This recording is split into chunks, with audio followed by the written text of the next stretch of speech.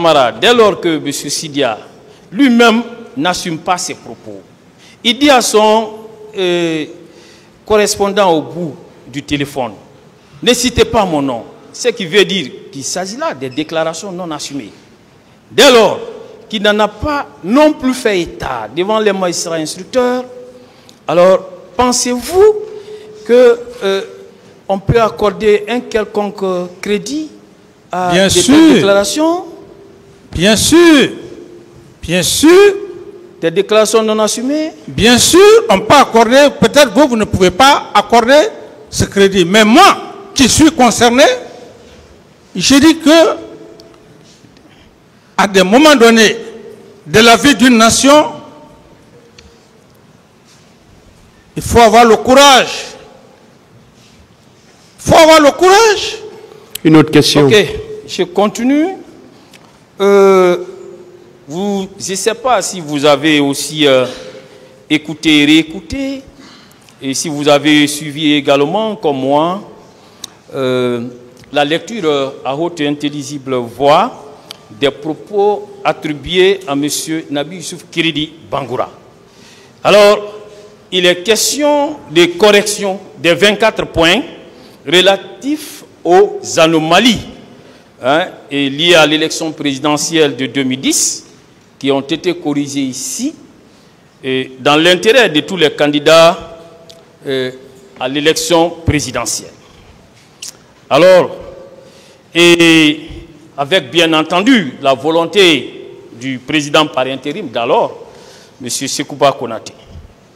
Et dans ces conditions, alors, puisque ça visait à corriger des anomalies, est-ce qu'on peut considérer cela comme étant la preuve d'un complot contre votre personne alors que vous n'étiez pas candidat à cette élection?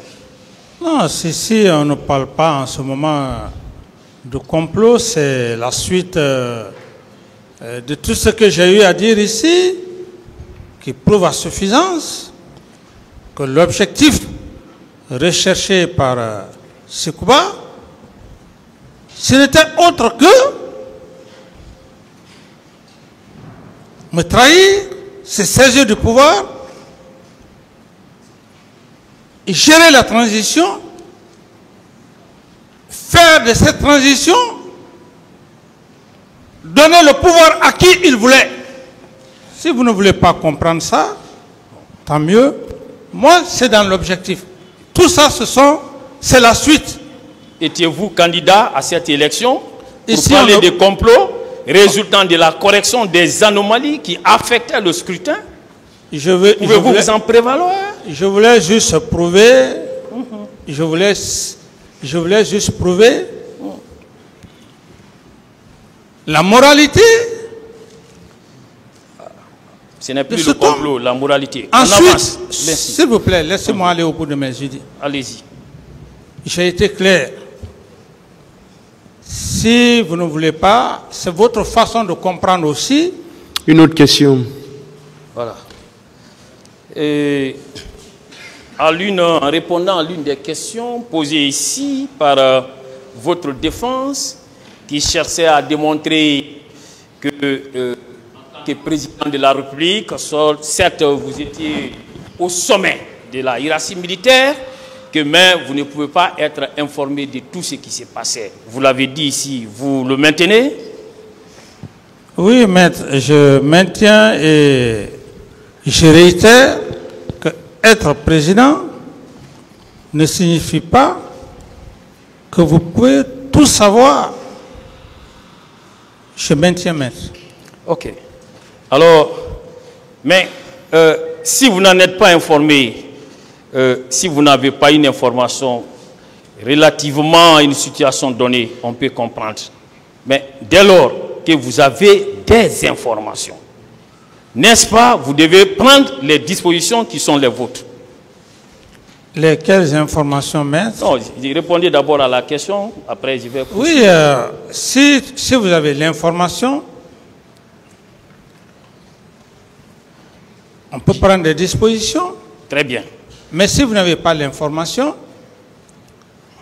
Alors, et je veux dire que dans cette affaire, la hiérarchie militaire vous a fourni toutes les informations. Toutes les informations. Le ministre de la Sécurité est passé vous rencontrer par 2 fois. Le ministre de la Sécurité vous a parlé de la présence des camions militaires où des corps ont été décomptés en présence d'autres militaires devant la résidence du feu général Lansana Conté. Vous avez reçu cette information. Le ministre de la Sécurité a fait autant. Vous avez M. Sano, qui était le chef d'état-major. Celui-ci aussi a eu à vous fournir les mêmes informations. Il dit qu'il se faisait même accompagner par le directeur. Alors, quel usage avez-vous fait de ces informations relativement à la gestion des corps, mon capitaine? Je n'ai pas reçu ces informations. Et pour vous dire en toute sincérité, vous savez, je l'ai dit ici que une personne déjà qui n'est plus dans ce monde si bas, ce serait un peu difficile de parler. Et je dis, si effectivement, par rapport à toutes ces contestures, je le jure, connaissant les hommes avec lesquels l'avènement du pouvoir est venu, ou d'autres n'étaient pas, d'autres étaient frustrés. Je sais, les gens auraient même eu l'occasion de prendre ces véhicules envoyés au camp Alpha pour me mettre devant les faits accomplis. Vous pouvez comprendre ça, vous pouvez ne pas comprendre. Cette audace, je le sais. Mais si cela n'a pas été fait, si cela n'a pas été fait, maître, et je n'ai pas eu ces informations comme vous le dites, ces personnes ne sont pas là, ou la personne n'est pas là aujourd'hui, j'aurais répondu la même chose. Même ceux qui sont vivants. Mon capitaine, s'il vous plaît, permettez-moi, s'il vous plaît, non, comme vous dites que c'est non seulement il y a des informations provenant du feu général Toto, lesquelles informations se trouvent au dossier, moi je n'invente rien. Vous avez des informations provenant également du ministre de la Santé publique versées au dossier, des informations provenant de votre chef d'état-major général versées au dossier, les mêmes des informations provenant du général Edouard Théa relativement à la présence de ces camions militaires versés. Vous avez des informations venant du capitaine Amadou Kondé également versées au dossier qui font état de façon concordante et indiscutable des mêmes informations et lesquelles vous ont été remontées par le chef d'état-major général. Il a dit, et quel usage vous en avez fait en termes de disposition en tant que commandant en chef des forces armées. C'est ce que je veux savoir. Maître, je suis en train de vous dire, ces informations que vous faites allusion, ce sont des informations que je ne dis pas que ce que vous dites ou que les informations ne sont pas vraies. Je dis bien, ces informations, je ne les ai pas reçues. Le cas du ministre de la Santé que vous faites allusion, c'est clair. Le ministre de la Santé, le nombre de corps, les 57, il a dit devant le tribunal. Et les autres informations que vous faites allusion, personne n'est venu me voir pour dire, voilà, il y a des camions qui sont au camp Samori. Ce sont des informations. Ok, bon, ça c'est compris, on va avancer. Je voudrais savoir, puisque il relevait de vos attributions en tant que président de la République d'alors, de nommer les membres du gouvernement, mais aussi de prendre un décret pour fixer leurs attributions. Avez-vous pris un ou des décrets pour fixer les attributions de vos différents ministres, comme on l'a connu sous le règne actuel du CNRD? Vous l'avez fait?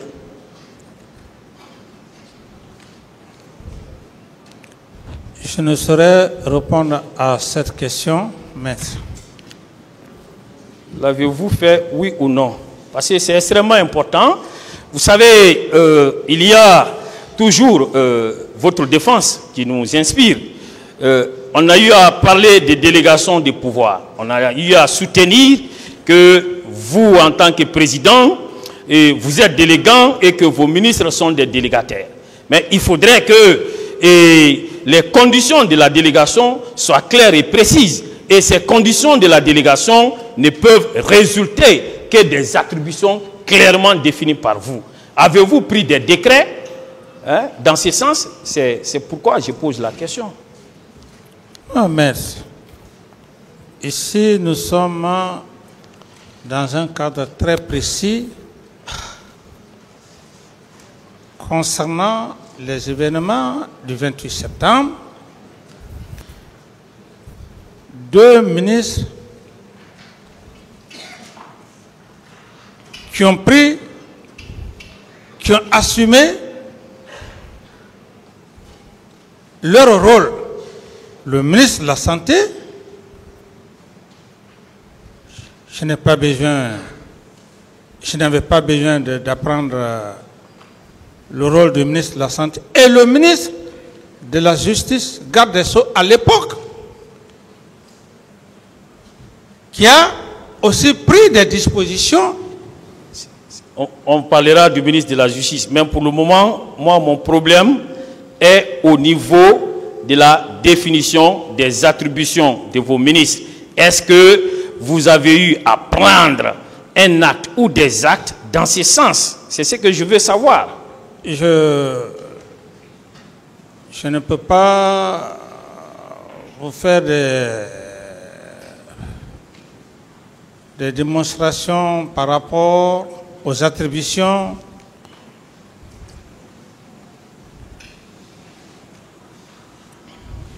Je ne peux pas, je ne saurais vous le dire, maître. Ok, merci. Alors, dans ces conditions, et savez-vous qu'en dehors d'un tel décret ou d'un acte ou des actes définissant clairement les attributions des membres de votre gouvernement, qu'aucun ministre ne saurait répondre en vos lieux et places d'une quelconque délégation, parce qu'en droit, la délégation ne se présume pas, elle doit être prouvée. Maître, j'estime que c'est aussi élémentaire que ça. Quand on parle de délégation de pouvoir, ça veut dire quoi? D'un chef d'État.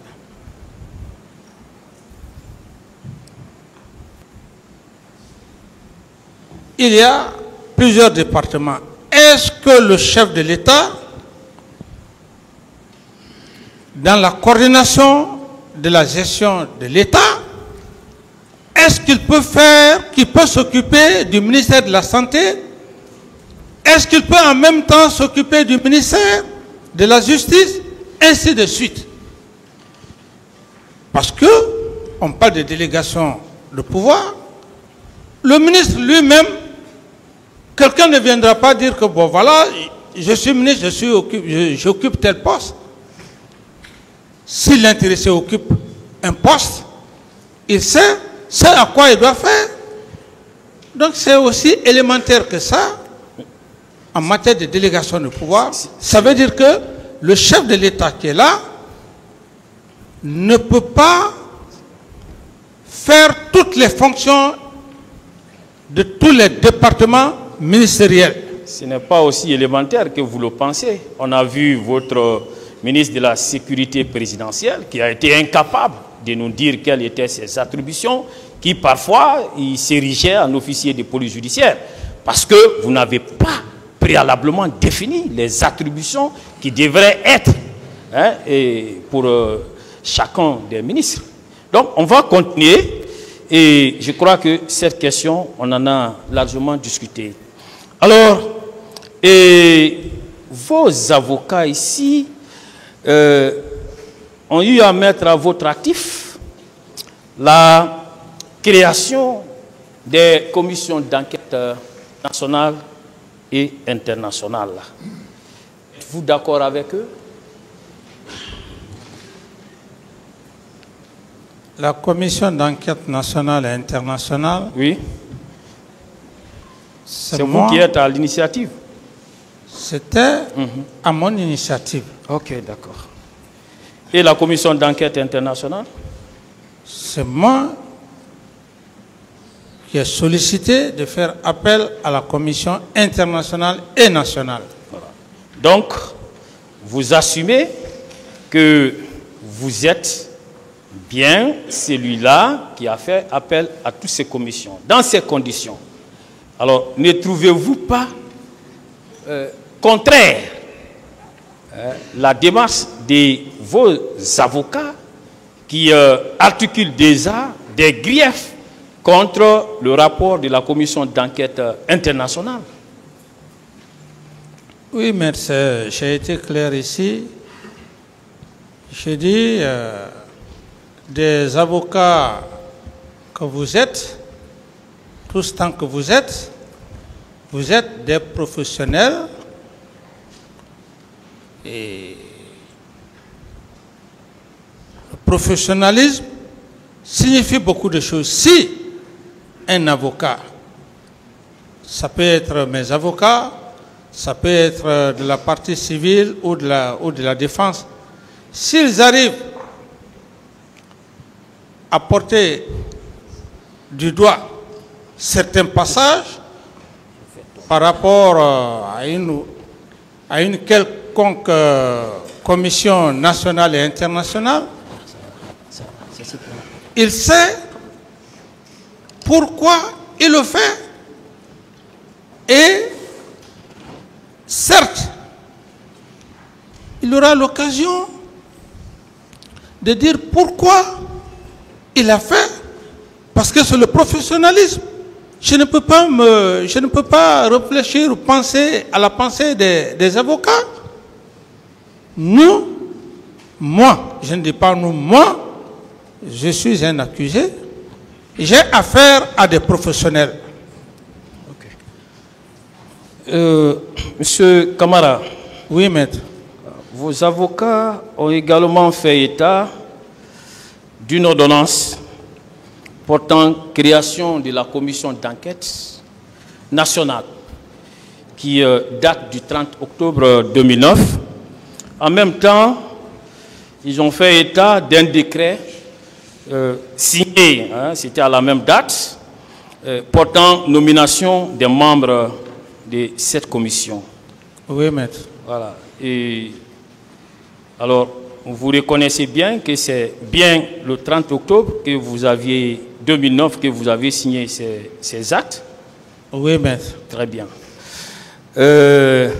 Saviez-vous que les membres de la commission d'enquête nationale n'ont prêté serment que le 2 novembre 2009? Bon, le serment, je ne le sais pas, mais ce que je sais, oui. J'ai créé la commission. Ok, voilà, pardon, c'était le 3 disons. C'est ce qui ressort de la lecture de la page 5 du rapport de la commission nationale d'enquête indépendante. Oui, maître. Page 5, les membres de la commission ont prêté serment le 3 novembre 2009. Oui, maître. Voilà. Maintenant, je vais vous poser une question, puisque au moment où le massacre du 28 septembre 2009 a été commis, la République de Guinée avait des textes de loi. La République de Guinée avait des services de police judiciaire compétents en matière d'enquête. Alors, pouvez-vous nous dire, entre le 28 septembre 2009 et le 3 novembre 2009, date à laquelle les membres de cette commission ont eu à prêter serment pour pouvoir ouvrir les enquêtes autour de ces dossiers, quelles étaient en ce moment les institutions judiciaires qui étaient en charge des enquêtes avant cette date? Oui, maître. Une commission, lorsqu'on émet une idée, lorsque j'ai émis cette idée pour la création de la commission, le ministre garde des Sceaux devrait procéder à la sélection des membres qui devraient composer cette commission étant compétents. Alors, donc, moi, j'ai joué mon rôle maître. Mon capitaine, là, Oui. ne trouvez-vous pas qu'il s'était écoulé, pour ne pas dire, je ne dirais pas assez de temps, mais trop de temps, entre la commission des infractions et l'ouverture des enquêtes? Les crimes ont été perpétrés à la date du 28 septembre. Mais les membres de la commission n'ont prêté serment que le 3 novembre. Alors, durant tout ce temps, et pendant ce temps, vous avez restitué les corps. Pendant ce temps, aucune enquête n'a été menée, aucun rapport d'autopsie. Et pendant ce temps, c'est vous qui venez devant la presse pour dire que les cas de mort survenus, c'est par voie de bousculade, c'est par voie d'asphyxie. C'est vous qui expliquez ça. Alors, pourquoi avez-vous empêché que les enquêtes soient ouvertes dès les premières heures de ces crimes? Mais maître, je n'ai pas empêché. J'avais la justice et j'ai pris la volonté. Pourquoi il n'a pas fonctionné? Il y avait la justice, pourquoi il n'a pas fonctionné? Mais maître, elle n'a pas fonctionné. non, je pense que... Et pendant ce temps, toutes les preuves ont été dissimulées. Le stade a été nettoyé. Oui, maître, laissez-moi aller au bout de mes idées. Oui, allez-y. Laissez-moi aller au bout de mes idées. Ok. Moi, j'ai eu la volonté, j'ai donné des instructions au ministre, la création d'une commission nationale parallèlement à la commission internationale. Alors, je ne suis pas technicien. Je ne suis pas technicien. Je ne suis pas un procureur. Je ne suis pas un juge d'instruction. Si il y a eu du temps, est-ce ma faute? Non. Si. Mais vous n'êtes pas un technicien, vous n'êtes pas procureur, vous n'êtes pas juge, mais c'est vous qu'on voit à la télé, animant un point de presse, en train de dire il y a eu des morts par tel. De quel service? Permettez-moi. Parce que les dispositions du Code de procédure pénale, d'alors et celles de maintenant, sont pratiquement les mêmes. Dès lors qu'il y a des cas de mort, des enquêtes doivent être immédiatement ouvertes. Mais voyez-vous que lorsque vous-même, vous êtes là, en train de faire le travail des enquêteurs, vous ne pensez pas que votre comportement était de nature à inquiéter les autorités judiciaires pour prendre en charge le dossier? Non, maître. Au contraire, c'est tout à fait le contraire de ce que vous êtes en train de dire. Par rapport au cas, par exemple, des corps qui étaient déjà à la morgue, il était un devoir pour moi,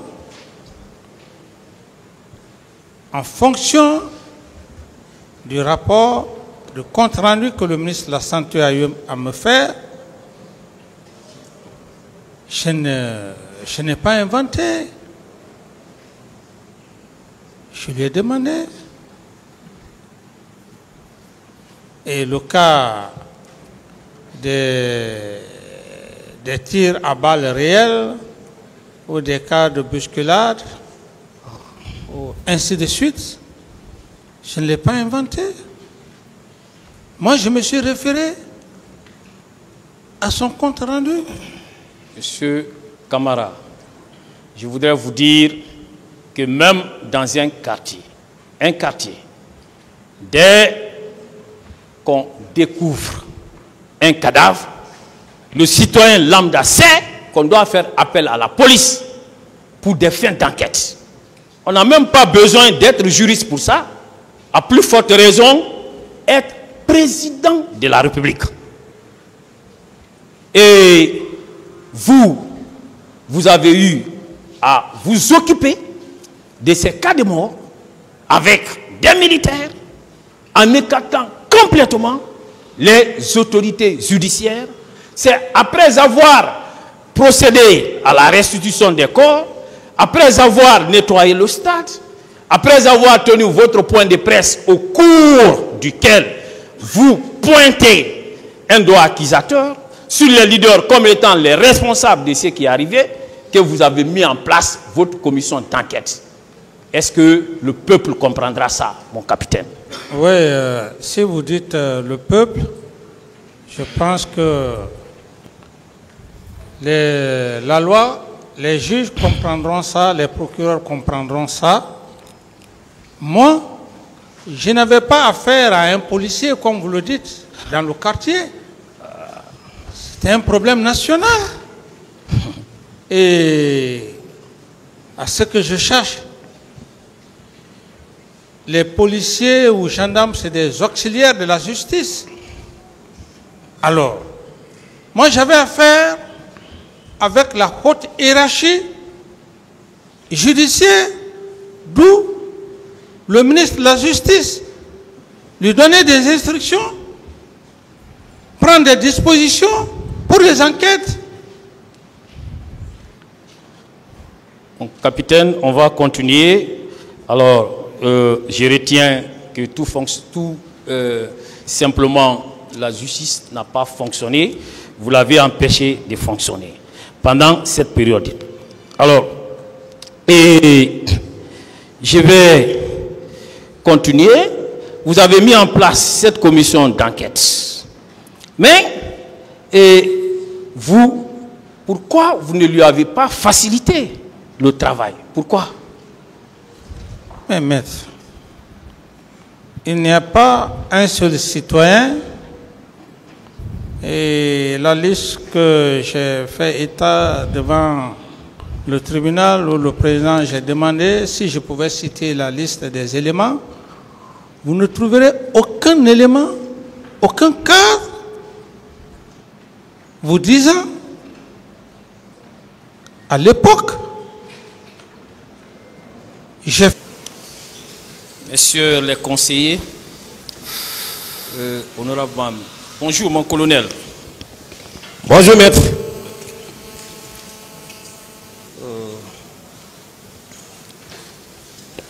Vous avez en réponse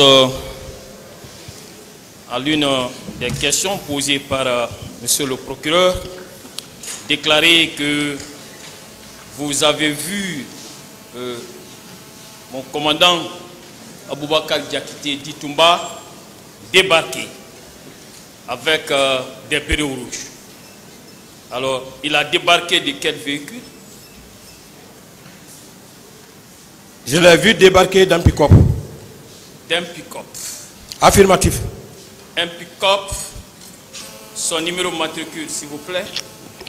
Je n'ai pas le numéro matricule du pick-up. De quelle couleur? Vous dites? De quelle couleur? Quelle était la couleur du pick-up Oui, dont il est descendu? Je pense que c'était la couleur blanche.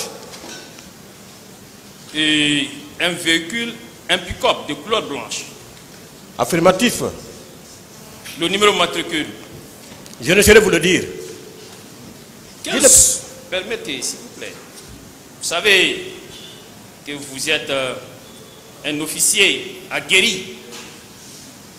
Et en tant qu'officier aguerri, en plus, issu des services spéciaux, alors lorsque c'est vous qui donnez des informations relativement à un bien, ces informations doivent pouvoir permettre d'identifier le bien en question. Alors, lorsque vous dites qu'il est descendu d'un pick-up de couleur blanche, y a-t-il combien de pick-up de couleur blanche? Alors, est-ce que vous pouvez nous donner le numéro d'immatriculation du pick-up dont il serait descendu? Je ne peux pas vous donner le numéro d'immatriculation du pick-up. Je n'ai pas regardé. Mais ce qui est impressionnant, ce qui était impressionnant, c'est ce qui a attiré mon attention. Donc, ce qui veut dire que vous ne nous aidez pas. Je continue. Vous dites qu'il était accompagné de combien de personnes? Je ne peux déchiffrer. Et ces personnes-là sont-elles aussi descendues des véhicules? Et quel genre de véhicules? Ils sont tous venus dans les pick-up. Ils sont tous descendus. Oui. Ils ont encerclé Toumba. Permettez-moi, on est en train d'aller doucement. Hein? Ils sont descendus des pick-up. Oui. Alors, combien de pick-up? 4 pick-up. 4 pick-up. Oui, oui. Vous pouvez me donner les immatriculations de chacun de ces pick-up? Non. Ok. Les pick-up en question étaient de quelle couleur? Même couleur? Couleur blanche aussi. Bien sûr. Et quand ils descendaient, ils sont descendus effectivement à quel niveau? Et vous, quelle était votre position par rapport à la leur? Bien. Moi, j'étais à la station Total. Il y a une petite station qui est en face de l'esplanade du stade. Nous étions là-bas. Et eux, ils sont venus vers l'autoroute. Dès qu'ils ont franchi, vous savez, avant d'arriver à l'esplanade, il y a des maisons là où on voit les journaux. Dès qu'ils ont dépassé légèrement là, ils sont descendus de là. C'est là ils sont descendus. Ils venaient vers nous. Ils tiraient, c'est à ce moment qu'on a décroché. Vous les avez aperçus. Mais vous voyez que lorsque vous dites ils sont venus, ils étaient nombreux, vous n'êtes pas même d'identifier une seule personne. Pensez-vous que cela est de nature à aider ces tribunaux criminels? J'ai identifié une seule personne, j'ai identifié Toumba. Sur plusieurs personnes, vous n'identifiez qu'une seule personne? J'ai dit que je n'étais pas habitué à eux. J'ai même dit dans ma déclaration, je n'étais pas habitué à eux, je ne pouvais pas les reconnaître, pour la simple raison que nous on n'était pas, à un moment donné on a quitté l'enceinte, on était de l'autre côté. Mais Toumba, comme je le voyais régulièrement derrière le président de la République, mais tout bon Guinéen pouvait le connaître. S'il vous plaît, on va continuer. Oui. Et avez-vous vu M. Abouaka Diakité, dit Toumba, tirer sur un manifestant? Vous l'avez vu tirer? Maître, j'ai largement expliqué. J'ai dit, je n'ai pas vu. Très bien. Je n'ai pas vu Toumba tirer sur les gens. Très bien. Mais j'ai vu Toumba tirer en rentrant au stade. J'ai répété ça à maintes reprises. S'il vous plaît, ne vous énervez pas. On est en train de rechercher la vérité. Je ne suis pas énervé. S'il vous plaît, on je est suis en pas train énervé. de rechercher la vérité. Voilà. Moi, je vous poserai des questions et vous avez l'obligation de répondre ou de dire que vous ne répondez pas. Mais ne vous énervez pas. Voilà. Et avez-vous, je reprends la question, est-ce que vous avez vu M. Aboubakar Diakité Ditumba en train de tuer un manifestant? J'ai déjà répondu. Très bien. Avez-vous vu M. Aboubakar Diakité en train de violer une manifestante? J'ai déjà répondu. Non, vous n'avez pas encore répondu à ça. Quand j'ai dit que j'ai vu Toumba. Est-ce que vous l'avez vu en train de violer? Non. Très bien. Vous ne l'avez pas vu en train de violer. Vous n'avez pas encore répondu à ça. Est-ce que vous l'avez vu en train de voler, M. Aboubakar Diakité?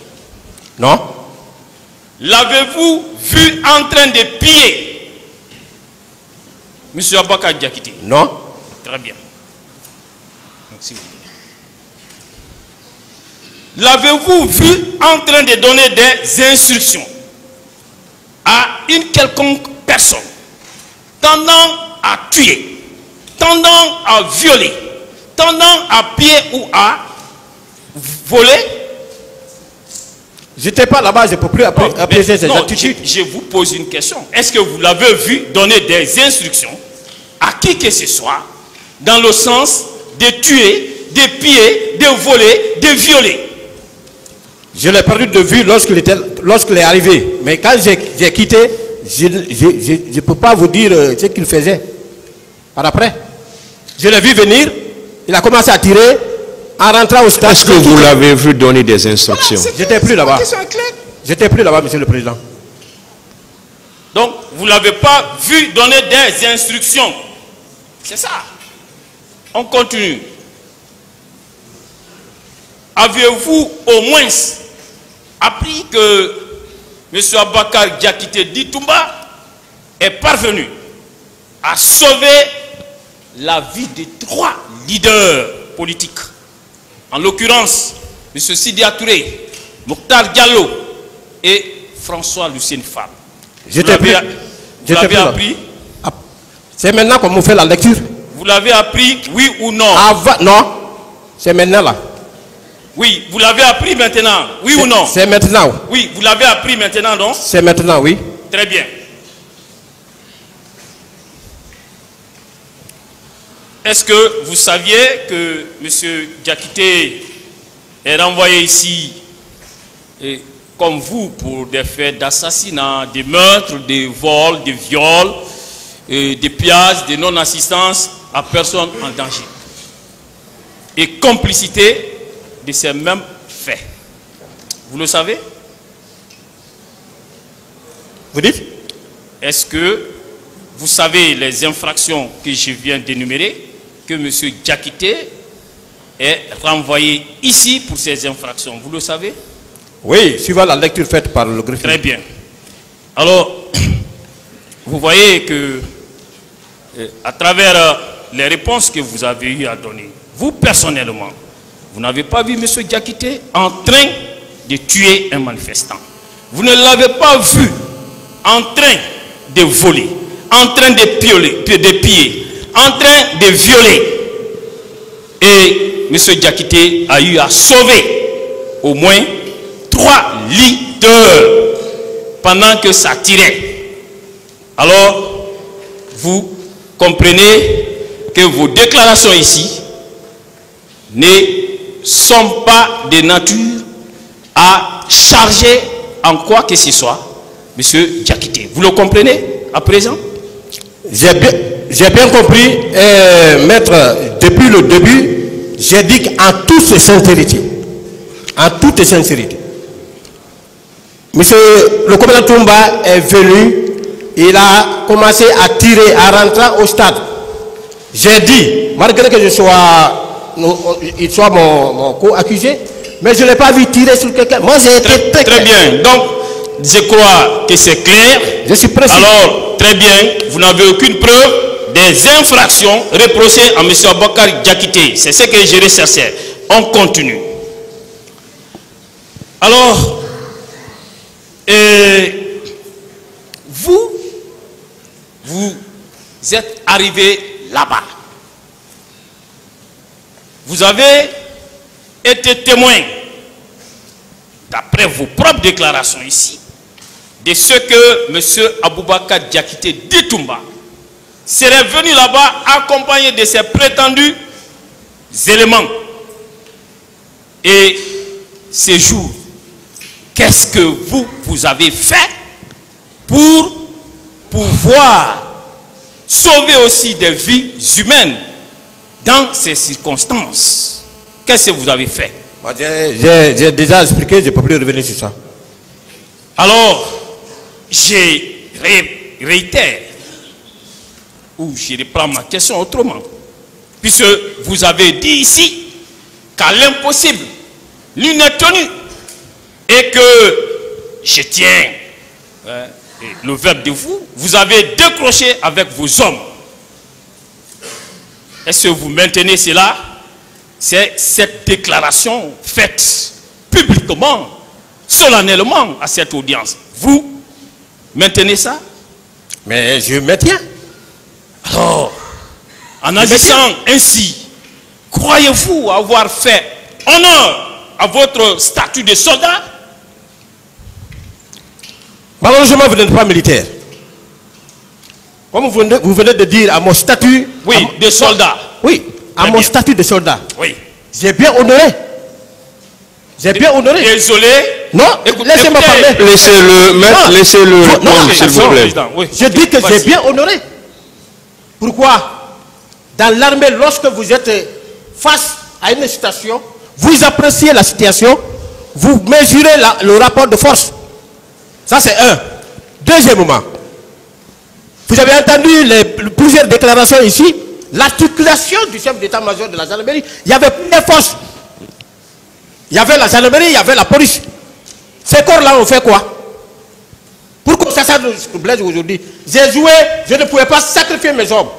D'autres questions? J'étais en incapacité de le faire. Monsieur Goumou, c'est vous qui êtes là et c'est vous qui nous intéressez. Et je me défends. Pas les autres qui ne sont pas là. C'est pourquoi je me défends. Et permettez-moi, est-ce que Monsieur Tchegoro, Moussa Tchegoro n'était pas également arrivé ces jours-là au stade? Était-il là-bas, oui ou non?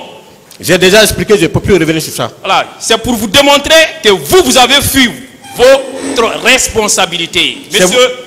Monsieur Tchegoro a eu à dire ici, et je ne suis pas son conseil, mais je retiens cette parole d'honneur de lui. Lorsque monsieur le président lui a posé la question, monsieur Moussa Tchegoro, pourquoi vous êtes allé là-bas? Est-ce que vous étiez obligé?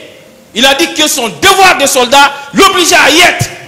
Et il était obligé de sauver des vies. Il le disait avec fierté. Et je suis fier de lui pour avoir sauvé des vies humaines. Qu'est-ce que vous avez fait? Qu'est-ce que vous avez fait? Dans les mêmes circonstances de temps, vous êtes allé avec lui. Vous avez sauvé quelle vie aussi? Bien. Il y a la différence entre le champ de l'action et l'après-attaque. Il faut comprendre, le champ de l'action. J'ai mesuré le rapport de force. J'ai quitté. Après l'action, c'est le ratissage. Il n'y a plus de danger. C'est ça que vous devrez comprendre. Vous n'êtes pas encore une fois de plus militaire. Je dis bien. Ça, je vous l'apprends. Vous savez, quand on vous parle de la non-assistance à personne en danger dans cette affaire, il n'y a pas d'échappatoire pour vous. Vous voyez, il y a eu ces jours-là, 2 soldats d'honneur. Je veux parler du colonel Tchegoro qui a eu à sauver Jean-Marie Doré, qui a eu à sauver. Et en plus de Jean-Marie Doré, il a sauvé Baouri et Selou Dalen Diallo. De l'autre côté, vous avez mon commandant d'honneur aussi, M. Aboubakar Diakité Ditumba, qui a eu à sauver également les 3 leaders dont j'ai donné le nom ici. Vous, de votre côté, vous n'avez rien fait. Or, vous vous étiez retrouvés là-bas dans les mêmes circonstances de temps et de lieu. Donc, il n'y a pas d'échappatoire pour vous. Sur cette question, je passe. Je passe. C'est fini. La non-assistance est établie. C'est indiscutable. Voilà. Je n'en discute pas avec vous.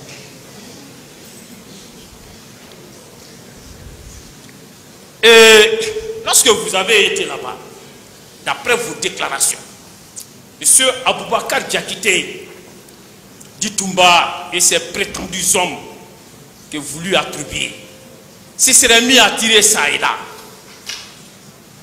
Vous n'avez pas compris que lorsqu'il y a une telle situation, qu'il y a un danger et que vous aviez l'obligation d'en informer les autorités judiciaires ou administratives pour que la commission de toute infraction puisse être prévenue ou que ses effets puissent être limités.